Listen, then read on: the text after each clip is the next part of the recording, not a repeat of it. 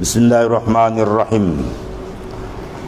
Wa qala Nabi sallallahu alaihi wasallam a'zamun nas darajatan az-zakiruna Allah taala. Sabda Nabi yang terlebih besar darajat manusia itu ialah mereka yang banyak zikrullah.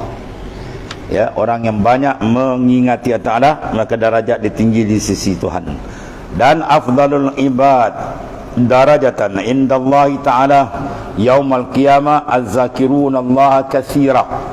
Pemula yang terlebih afdal hamba darajat dia di sisi Allah Ta'ala pada hari kiamat, mereka yang zikir akan Allah banyak-banyak, mana mengingati Allah secara kasir.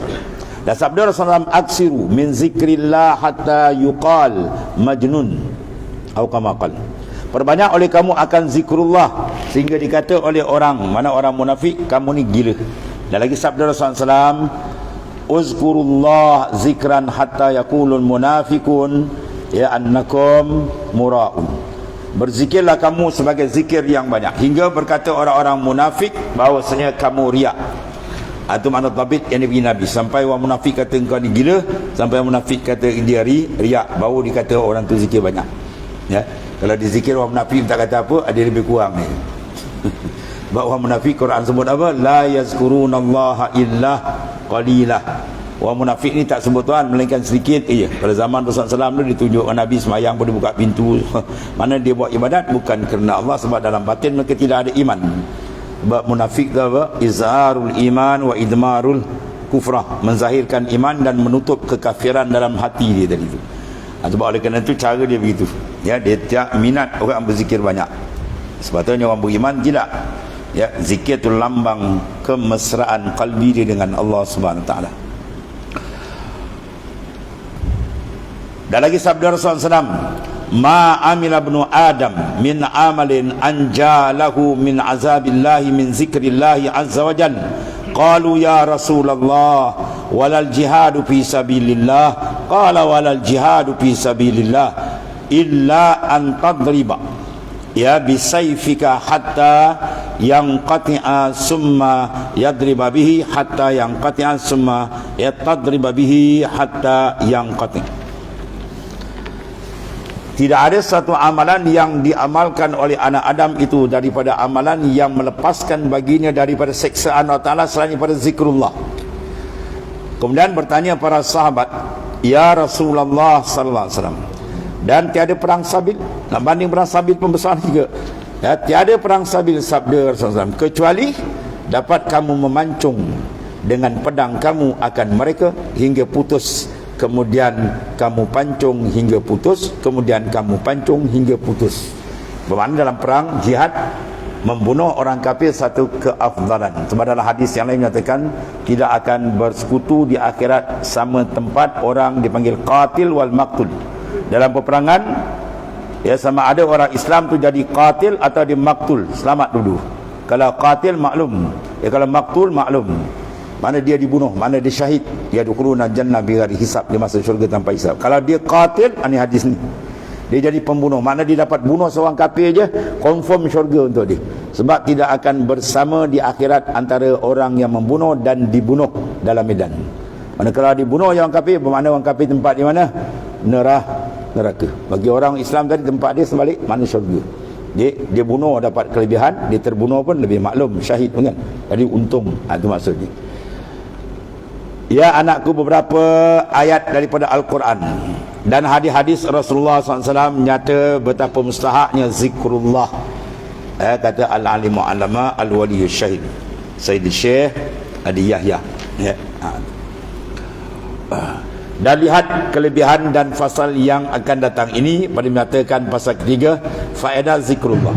Soal, ya Sayyidi, apa-apa kelebihan dan faedah zikrullah? Jawab, ya anakku, ada pun kelebihan dan faedah zikrullah amat banyak. Setengah daripadanya melembutkan qalbi, melembutkan akan hati. Firmanullah Ta'ala, alladzina amanu wa tatma'innu qulubuhum bizikrillah, ala bizikrillahi tatma'innul qulub. Ya, suratul Ra'd ayat 28. Bermula mereka yang beriman dan lembut, ya, dan tetap mereka itu dengan zikrullah, ketahuilah dengan zikrullah itulah lembut dan tetap oleh hati. Dan setengah daripadanya kejayaan di dalam peperangan, seperti mana firman Allah Ta'ala, ya ayyuhalladzina amanu iza laqitum fi'atan fasbutu wazkurullaha katsira la'allakum tuflihun. Jadi orang yang berjuang berjihad, dia mesti senaraikan dia min ahli zikir. Ya, kalau dia berjuang di malah zikir, itu tak jadi berjuang, namanya jadi berguang. Ya, digarang tak tentu pasal. Sebab itu zikir memainkan peranan besar dalam perjuangan. Zikir kena banyak. Ya, jelas daripada ayat ni, ya ayyuhallazina amanu, wahai orang-orang beriman, labbaika wa sa'daik, iza laqitum fi'atan, apabila bertemu kamu akan satu puak di kalangan musuh daripada tentera musyrikin, maka arahan Allah apa? Fasbutu. Yang pertama sabit, mana kamu kena istiqamah, jangan lari ke masa. Maka berhenti kamu maknanya tetap. Dan wazkurullaha katsira, dan kamu kena mengingati zikir adalah sebanyak-banyaknya. Ya, zikir ta'ala yang banyak. Baulah la'allakum tuflihun, confirm kamu akan mendapat kejayaan. La'alla sini ditahqiq. Dalam Quran, dalam hadis, kalau la'alla bukan ditaraji. Ulama pakai dengan makna ditahqiq, mana confirm tetap kamu akan dapat kemenangan dunia dan akhirat. Man dalam perjuangan yang merupakan kewajipan kepada kita sama-sama berjuang untuk menegakkan agama Allah, zikir merupakan maknanya ya benda seiring, jangan ditinggalkan. Kemudian fazkuruni azkurkum, maka sebut oleh kamu, ingat oleh kamu akan aku, saya aku sebut akan kamu. Sebutan Allah kena pada makhluk, masya Allah, habis enten. Tak dia nak dinilai. Ya, besarnya, hebatnya bila Tuhan mengingati makhluk dengan petunjuknya, dengan rahmatnya, dengan futuhat pembukaan daripada dia mana. Dan setengah dapat sebenar jenis ibadat seperti wala zikrullahi akbar, bermula zikrullah itu sebesar-besar ibadat dari yang lain, dan dahsyat dan melihat kebesaran Tuhan di dalam qalbi pada ketika zikir itu. Dan setengahnya hampir Allah Ta'ala kepada hamba yang zikir, sebagaimana firman-Nya, ana inda zanni abdi bi ana ma'ahu haisu zakarani. Ya, bermula aku pada sangkaan hamba ku. Mana kau sangka baik dengan Tuhan, Tuhan ikut dikurniakan dengan aku, dan aku beserta hamba ku di mana berzikir ia akan daku dan firman. Maknanya bila kita zikir, mana Allah Ta'ala berserta. Kalau tak zikir tak serta juga. Ini khususiah mungkin. Ya, sebab bila kita zikir lagi senang pasang ma'iyah, murakabah ma'iyah, kesertaan. Maka ma'iyah sini bukan ma'iyah hissiyah. Ma'iyah sini ma'iyah maknawiyah pada makna. Kalau hissi duduk Tuhan dekat depan kiri kanan, tu syirik dapat etikat begitu. Ya, hampir bukan hampir dekat begitu, hampir pada makna. Mana kita ni tak bercerai dengan Tuhan, dengan makna tidak ada makhluk termasuk kita yang lepas daripada takluk ilmu Tuhan. Tidak ada makhluk yang lepas daripada takluk kudrah dan iradat. Tidak ada makhluk yang lepas daripada inkishaf ilmu sama wal basar, tak lepas. Tak ada satu pun terlepas. Dia tak lepas makna apa? Dia serta sentiasa dengan genggaman kuasa besar Tuhan. Dan benda ni nak dihidupkan dalam kalbi supaya nur dalam makin terang, ya. Kemudian hadis qudsi, ana jadi suman zakarani, aku duduk kepada mereka yang berzikir akan aku. Mana antara jalis, berkeselukan, ya, dari faham keselukan tu, ini panggil mujalasah. Mujalasah maknawiyah, bukan mujalasah hissiyah. Kalau mujalasah hissiyah ni duduk seperti duduk macam kita dekat kiri kanan depan hadap, maka itu Allah Ta'ala ada dikawal tempat masa, itu mustahil. Ya, Allah Ta'ala la yataqayyad bizamani wal makan, dia tidak diikat dengan masa dan tempat. Yang diikat masa tempat kita, sebab kita boleh tanya dari mana, bila masa awak datang, dari mana awak datang, boleh tanya. Tuhan jangan, Tuhan tidak diikat dengan masa, bila jangan tanya, ya. Dan Tuhan yang tanya di mana, jangan tanya, ya. Di mana tu boleh tanya dengan makhluk. Bersifat makhluk dia bertempat. Segala sifat yang layak dipakai oleh makhluk maka mustahil bagi Allah. Sebab Tuhan dasar kita laisa kamitslihi syai'. Tuhan tak ada serupa dengan makhluk, zat, sifat dan af'al semua tak serupa. Ya, tidak ada kelayakan zat yang hadis yang baru nak menyerupai dengan zat yang qadim, ya. Jadi kalam-kalam tu kena tengok. Kalau dia kata jalis, mana sekedudukan, bukan mana duduk macam kita. Ya, mana keseluruhan dengan rahmatnya, dengan futuhat dia dan sebagainya lah, ya. Dan satu lagi, man syaghalahu zikri an mas'alati a'taituhu afdala ma a'ti as-sa'ilin. Tengok tuan. Biasa zikir-zikir bila nak berdoa, ya. Zikir dia tak berdoa, orang yang berzikir tinggal doa tu lebih afdal, lebih banyak dia dapat kat sini. Man syaghalahu zikri, barang siapa yang membimbangkan dia, maknanya dia berbimbang dengan zikir, an lil matruk, an diguna an lil matruk, mana meninggalkan masalah doa sampai tak sempat nak berdoa, dia berzikir, dia kan tak ada masa nak berdoa. A'taituhu, aku beri akan zakir tadi, orang yang lebih afdal, afdalu ma a'ti ya as-sa'ilin, barang yang aku beri pada orang berdoa. Ya, jadi orang berzikir dia dapat tu lebih besar daripada orang berdoa. Walaupun dia tak berdoa, dia berzikir, dia Allah akan beri dia lebih hebat daripada orang yang berdoa. Tu nak ceritakan besarnya martabat orang yang mengingati Allah Subhanahu Wa Taala. Ya, barang siapa yang membimbangkan dia oleh berzikir, aku daripada meminta akan dia. Maksudnya dia tak sempat nak berdoa oleh kerana banyak zikir, dia zikir tak berdoa, aku beri dia lebih afdal daripada barang yang aku berikan akan orang yang meminta, yang berdoa tadi. Itu di antara apa? Setengah daripada kelebihan yang amat besar, ya, dalam urusan konteks zikir kita dengan Allah Subhanahu Wa Taala. Maka lazimkan zikir, jangan tinggal walaupun masih lagi tidak kekal hati kita tidak khusyuk. La tatruki zikr li adami hudurika ma'allah fi. Jangan kamu tinggalkan zikir oleh kerana hati kamu tak hadir, lalai, jangan.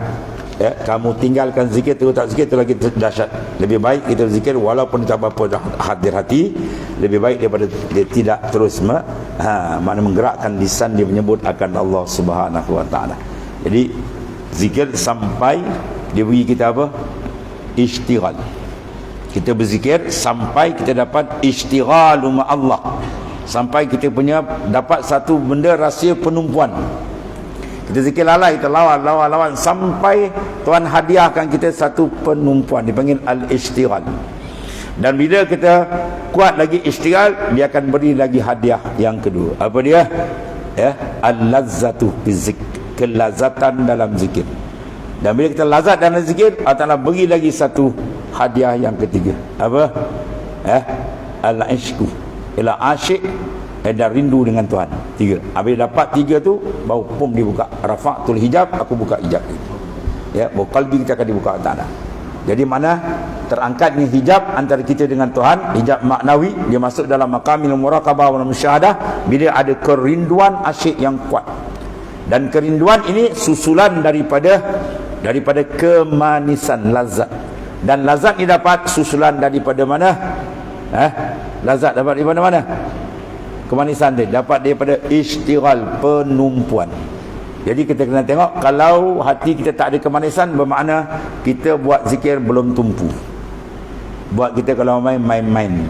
Ya, jangan bermain-main dengan Allah Ta'ala. Ya, jangan bermain dengan Tuhan. Tumpukan betul-betul dan minta bantuan dengan dia. Ya Allah, kau berilah qalbiku dapat ishtighal dengan engkau. Minta dengan dia je. Perompak Tuhan terik jadi wali kan. Bukan payah. Wa ma zalika 'ala Allah bi aziz.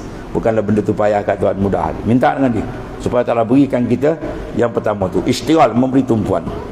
Ya, majlis zikir tu kena beri tumpuan sebab adab-adab kena jaga. Ya. Kalau tok guru dulu dia letak majlis zikir, majlis suluk, majlis apa tawajuh tu benda utama. Kalau ada program lain dia tolak. Dan program kita dengan Tuhan, program kita dengan Tuhan yang dipimpin, yang diatur oleh masyayikh kan. Dia atur benda tu. Sebagai adab kita kena jaga benda tu. Ya. Jangan kita gasa-gasa nak zikir, zikir kata malas zikir tu. Jauh lagi tak. Bahaya tu. Tu membahayakan kedudukan qalbi kita dengan Tuhan. Kita kena sayang qalbi sebab qalbi tu yang layak mendapat futuhat. Ya, yang dapat layak futuhat ialah qalbi, bukan jasad. Jasad dihumban yang lahat dia tu. Dia tu benda tu dapat. Kalau kita tak jaga dia, bermakna kita telah khianat dengan dia. Dan bila kita khianat, Tuhan denda kita besok. Iaitu laqad azzabakumullahu bil hayatil jismaniyah. Tuhan azab kita dengan dia asyik kita hasil melayan hidup jasad kita yang akan jadi bangkai. Ya, kita nak roh, hakikat diri kita. Dan jalan kita ni ialah jalan yang bukan orang kendian atur, orang dulu atur. Masyayikh atur. Ya, sebab segala benda yang letakkan kerja utama.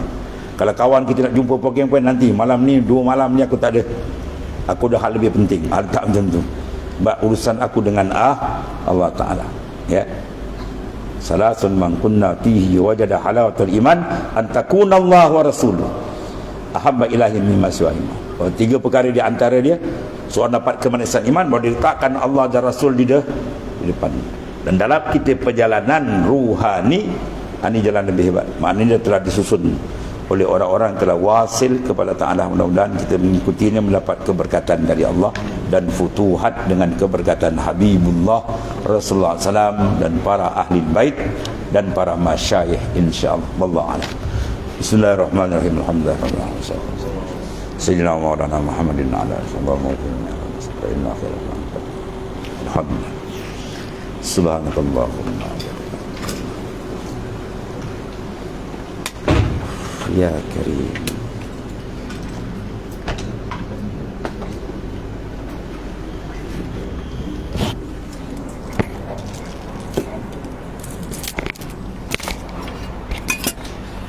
Jemput makan buah. Jamuan buah.